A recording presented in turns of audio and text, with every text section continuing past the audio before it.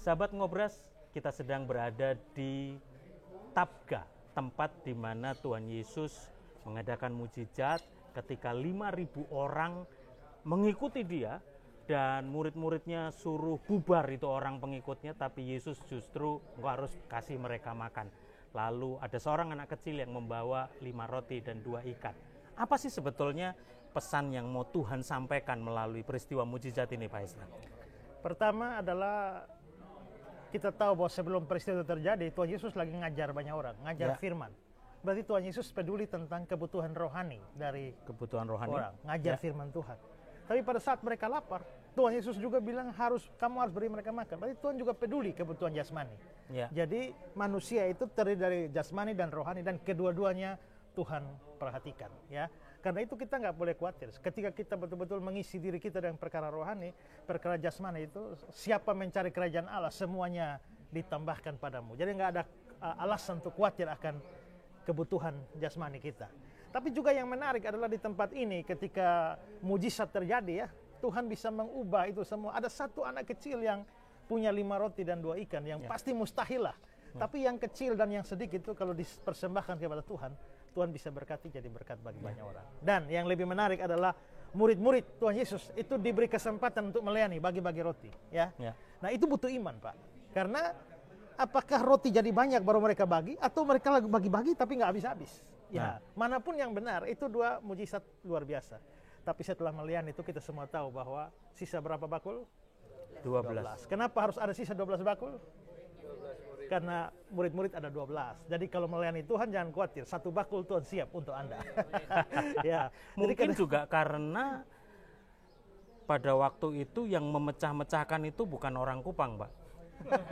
Karena kalau dibagikan orang Kupang semua habis, nggak ada sisa 12 bakul. 12 orang itu dari Kupang, Pak. 12 orang dari Kupang. Ya, jadi kita belajar di sini bahwa Tuhan Yesus itu menjadi pertama. Tuhan Yesus itu adalah sumber berkat. Sumber berkat. Yang kedua adalah Tuhan Yesus itu menjadi sumber pelayanan. Ya, jadi ketika kita diberkati, kita dipanggil melayani Tuhan, jangan khawatir. Masing-masing sudah Tuhan siap berkatnya, ya. Karena itu nggak boleh. Kalau kita betul-betul melayani Tuhan, sebelumnya kita telah mendapat di Kapernaum, kita didorong untuk melayani Tuhan.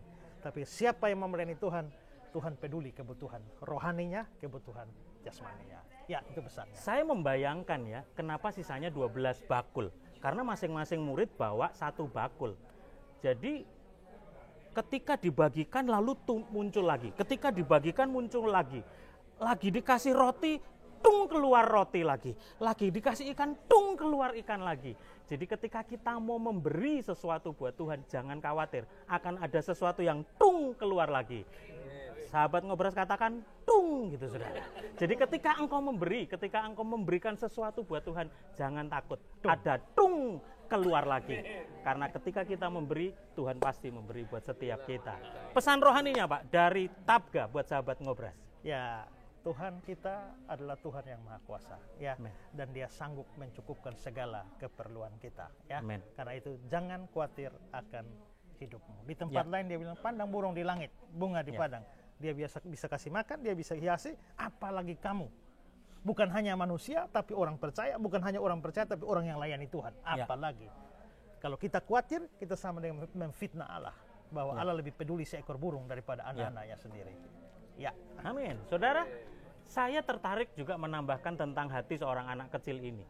Kenapa kita yang dewasa jauh lebih sulit mengalami sesuatu mujizat buat Tuhan? Karena ada kepolosan, ketulusan dari anak kecil ini.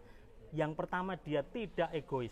Dia cuma punya makanan yang mungkin cukup buat hanya dia. Tapi dia kasih itu buat Tuhan. Mungkin dia cari Om Petrus, aku punya ini. Biar dilipat gandakan sama Tuhan. Om Andreas. Om Andreas dikasihin, lalu dijadikanlah itu menjadi mujizat.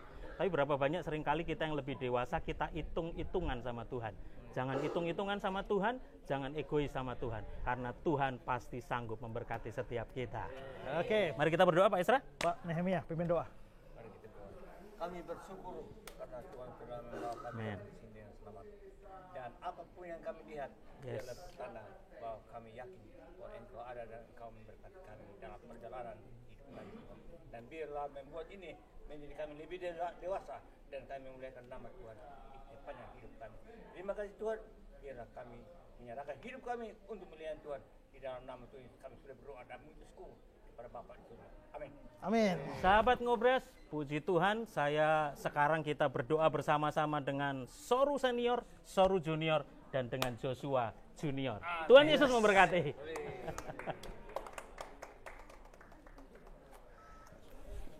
Apa